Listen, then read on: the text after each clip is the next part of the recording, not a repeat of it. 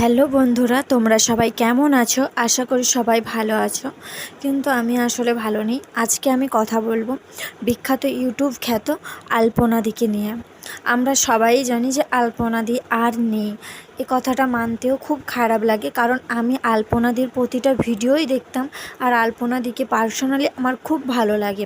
আমি আলপনাদির বলতে গেলে একজন ফ্যান ছিলাম। ওদের প্রতিটা ভিডিওই আমি দেখতাম। ওদের মা মেয়ের ভিডিওগুলো আমার খুব ভালো লাগতো। আমি তো এটা ভেবেই ভাবতে পারছি না যে কিভাবে এত কম বয়সে আলপনা দিদিভাই আমাদের সবাইকে ছেড়ে চলে গেল।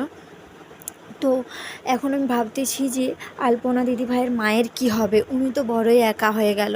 স্বামীর পরে মেয়েটাকে পাশে পেয়েছিল, কিন্তু এখন মেয়েটাকেও ঈশ্বর কেড়ে নিল। আলপনা দিদিভাইয়ের কথাটা ভাবলে খুব খারাপ লাগে। অত অল্প বয়সে যখনই একটু সুখ শান্তি, একটু নাম যশ টাকা উপার্জন করতে পারলো, এই সময়েও ঈশ্বর মানুষটাকে কেড়ে নিল। সত্যি কথা বলতে, আমাদের জীবনে কার কখন কী হবে কেউ বলতে পারে না। সবারই মনে একটাই প্রশ্ন যে আলপনা দিদিভাইয়ের কী হয়েছিল, উনি কেন এত কম বয়সে মারা গেলেন। তো আজকে সেই প্রশ্নেরই উত্তর দেব। আসলে আলপনা দিদিভাইয়ের পেটে পিত্তপাথরি বা স্টোন পড়েছিল। এই সমস্যাতেই ভুগছিল।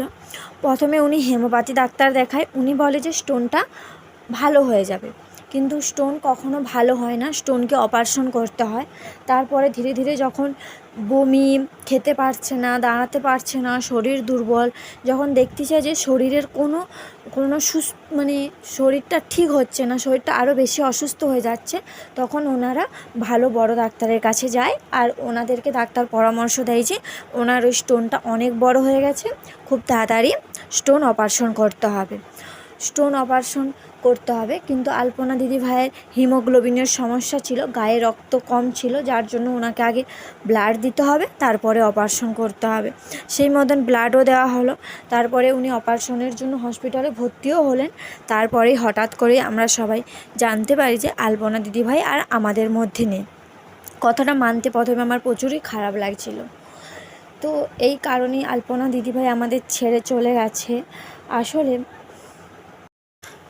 আমি আলপনা দিদিভাইয়ের আত্মার শান্তি কামনা করি, এবং আলপনা দিদিভাইয়ের মা এবং হাজব্যান্ড যেন ভালো থাকে, সুস্থ থাকে, এই কামনাই করি ঈশ্বরের কাছে। তো আলপনা দিদিভাইয়ের সাথে আমার দেখা করার খুব ইচ্ছা ছিল। সে দেখার ইচ্ছাই রয়ে গেল, আর কোনো দিনও পূর্ণ হবে না।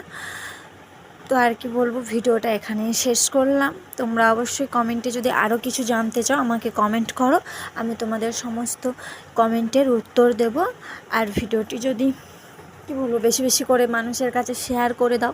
আলপনা দিদিভাইয়ের এই দুঃখজনক কথাটা বেশি বেশি করে তোমরা সবাইকে শেয়ার করে দাও। আর কমেন্টে আমাকে জানিও কার কী প্রশ্ন আছে, আমি সমস্ত প্রশ্নের উত্তর দেব। আজকের ভিডিওটা এখানেই শেষ করলাম।